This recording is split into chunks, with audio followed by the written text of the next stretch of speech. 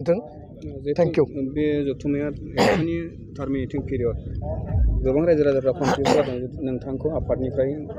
एबा आफादगिरि बिबाननिफ्राय स्पेसियेलि नोंथांखौ ओंखारगोन एबा ओंखारा बे सिमायाव नांथानाय गोबां गोरोन्थि जानायखौ नुनो मोनदों नोंथांनि बानबुंथिया मा जागोन बेयाव आङो स्पष्टयै बुंनो नागिरो जे दुलाराय बर' फरायसा आफादनि जे संबिजित बियो 2 बोसोरनि टार्म आङो 2005 मायथाइयाव एबसुआव बिबान लाजेनदोंमोन सोलोंथाइ नेहाथारि हिसाबै गुवाहाटी जिल्लानि जानानै गुवाहाटी मुलुगसोलोंसालियाव आंनि फरायनायखौ फोजोबखांनायनि उनाव आरो 2005 मायथाइनिफ्राय बै समनि आफादगिरि रोनगोरा नार्जारी बिनि उन समाव प्रमद बर' बिथां एबसुनि आफादगिरि आरो बड'लेण्ड सोमावसारनायनि 3थि फेजखौ बिथाङा नेतृत्व होदों फैयै फैयै 2020 मायथाइयाव आफादगिरिनि बिबानखौ आंनो गथायनानै होदों आरो 5 बोसोर आङो आफादगिरि महरै आङो खामानि मावबाय जिखिनि आंनि मावनो गोनां बिबान आरो रेसपन्सिबिलिटि दंमोन सुक्तिनि दफाखौ आनकमप्रमाइजिं भाबै इसिं आरो बायजो लेभेलाव सेन्ट्रेल आरो स्टेट गासै सरकारजों अफिसियेल लेभेलाव पलिटिकेल लेभेलाव नारसिननानै दासिम जिखिनि जोङो गथा महराव जोङो मावफुंनो हाबाय आरो माखासे प्रसेसआव दङ माखासे आरो मावफुंबावनांगौ दङ किन्तु माखासेखौ जोङो आवगायनानै बे महराव लाबोबाय हारिनि थामोन्था रैखाथि हारिनि सिनायथिखौ मुलुग दरबाराव लांनो थाखाय बड'लेण्ड महोत्सव खुंनाय प्रधान मन्त्रिया बाहागो लानाय आरो नैबे जथुम्मायाव भारतनि नखर मन्त्रिखौ लाबोनानै बर' हारिनि जि मोनसे आबुं जोंनि जि मोनसे उदां हारि गोथां हारि आरो जोंनि थामोन्था रैखाथिखौ मुलुगाव दिन्थिफुंनायनि गेजेरजों बिथांमोनखौ पिस खालामनायनि गेजेरजों जोंनि आद्रा थानाय जि मोनसे सिमां आरो थांखि बड'फानि जि गेरेमसा माहारि दानायनि राजनैतिक आरो संबिधाननि अधिकारनि जि बिथिंफोरखौ लानानै जोंहा बेयाव जिखिनि खामानि मावनांगौ दंमोन जोङो मावबाय बर' हारिनि जिखिनि आफादफोर दङ बे आफादफोरखौ खौसेयै मोनसे प्लेटफर्माव लाबोनानै माहारि दानायनि थाखाय जोङो खौसे खालामनांगौ जों जेब्लायबो खौसेयै दिनै ज'यै गसंथानानै खामानि मावदों बर' हारिनि आन्सलिक राजनैतिक हान्जाफोरखौ ज'यै खावलायनानै दोंसे लामाजों बुजा बुजिनि आधाराव थाबायलांनो हायो नामा बिनि थाखायबो जोङो प्रसेस्टा नाजानायखौ जोङो खालामनाय जाबोदों दा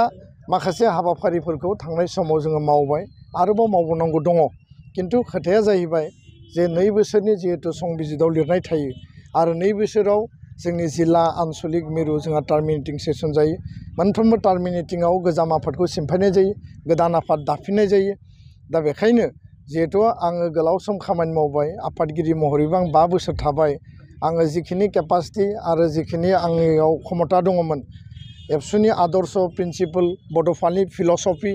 बे दर्शनखौ लानानै हाबा मावबाय आरो बेखायनो आङो खावलायदों बियो थान्दै मेलनि बा थान्दै हलनिसो मेटार किन्तु साधारन रायजो राजा जोंनि बिबानगिरिफ्राबो बयहाबो मोनसे गोसोआव सोंलु थायो जे एबाराव मा जागोन बिनि फिननायखौ आङो बेखिनिखौल' होदों जे आङो नैबे जथुम्मायाव जि गोदान आफाद दानाय जागोन गोजाम आफादखौ सिमफायगोन बेयाव आङो जोंनि थान्दै मेलाव गंग्लायै आङो खावलायगोन आङो बयखौबो माने आर'ज गाबगोन जे दुलाराय बर' फरायसा आफादनिफ्राय आंखौ ओंखारनो थाखाय बयबो जाहाथे मदद होयो आरो आं जाहाथे मोजाङैनो बिदाय लानो हायो गोदान जेनेरेसननो लिडारशिप होनांगौनि गोनांथि दङ दायित्व बिबान होनांगौनि गोनांथि दङ जेनेरेसना लिडारशिप लायोब्ला एबसु आरो शक्तिशालि गोख्रोङै खामानि मावबावनो हागोन दा बेखायनो आङो बे खोथाखौ थान्दै हलाव खावलायगोन आरो मैयाबो मेडिया सोंदों आं बिथांमोननोबो बुंदों किन्तु खोथाया बे नङा जे आं बबेबा पलिटिकेल पार्टियाव थांगोन बबेबा राजखान्थि हान्जायाव जइन जागोन आं दिनै बेखौ जेबो बुंनो हाया आंनियाव बेबायदि खुनु परिकल्पना गैथ'वा खोथाया जाहैबाय जे एबसुनिफ्राय गखांनायनि उनाव ससिय' पलिटिकेल बा नोङो गुबुन गुबुन फिल्डआव हारिनि थाखाय खामानि माबायदि मावहैगोन बबे प्लेटफर्माव मावहैगोन बे आं गखांनायनि उनावसो बा एबसुनिफ्राय बिदाय लानायनि उनावसो आं बेखौ स्पष्ट बुंनो हागोन किन्तु जेब्लासिम आं एबसुआव दङ आंनि आदर्शआ मालाबाबो बुङा जे आंनि सार्थनि थाखाय आंनि भबिष्यत परिकल्पनानि थाखाय आङो माबा मोनसे बुंनानै माबा मोनसे मावनानै थांगोन दा बेखायनो एबसुआव थाजासिम आंनि आदर्शखौ आं मालाबाबो डिसिप्लिनखौ सिमफाया आरो बेखायनो जिखिनि खोथाखौ आङो मिडियायाव स्पष्ट बुंदों बे खोथाया रोखा आङो खावलायनाय खोथाखौ बुंदों किन्तु राजखान्थिनि बाथ्रा बा बबेबा दोलोनि बाथ्रा बे खोथाखौ आङो मिडियायाव बुङाखै आं बे बर' पर्टेलनि गेजेरजों स्पस्थ'यै बुंफिनबाय खोथाया जाहैबाय जे एबसुनि आदर्श आरो प्रिन्सिपालखौ लानानै बड'फानि फिल'सफिखौ लानानै जों बयबो हाबा मावनांगोन आरो बे समाव बयबो आबेगिक जायो जों बयबो परियाल हिसाबै खामानि मावबाय मिरुआव जिल्लायाव दखरायाव आरो मोनसे फेमिलि बादि जोंनियाव मोनसे बन्डिं जाबाय जों बयबो नागारलायनो बायो खिन्थु थांनाय समफोरावबो बेबायदिनो गोबां आफादगिरि गाहाय नेहाथारि जाबोदों गुबुन गुबुन जोंहा भाइस प्रेसिडेन्ट बा जोंहा थुनलाइ नेहाथारि बा एजिएस सेक्रेटारिसफोर जाबोदों जोङो बिदा फंबायनि गेजेराव गोजाम आफाद सिमफायदों गोदान आफाद दादों एसे दुखु मोनलायनाय आबेगिक थासारिनि गेजेरजों जों बारलांदों आरो बे आबेगिक थासारिया जोंनि जिहेथु जोंहा मोनसे परियाल आरो सोमोन्दोनि आफादारि सोमोन्दो बिदा फंबायनि सोमोन्दोआव जोङो जिहेथु टिम हिसाबै खामानि मावबाय बेखौ बयबो दुखु मोनो बा बाजायो खिन्थु बास्तबमुखि सिन्ताजों जों आवगायनांगोन आरो बेखायनो आंहा बे खावलायनाय दङ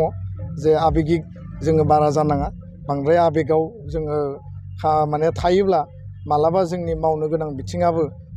बियो माने थाद'लाङो दा बेखायनो बास्तब आरो भबिष्यत एबसुनि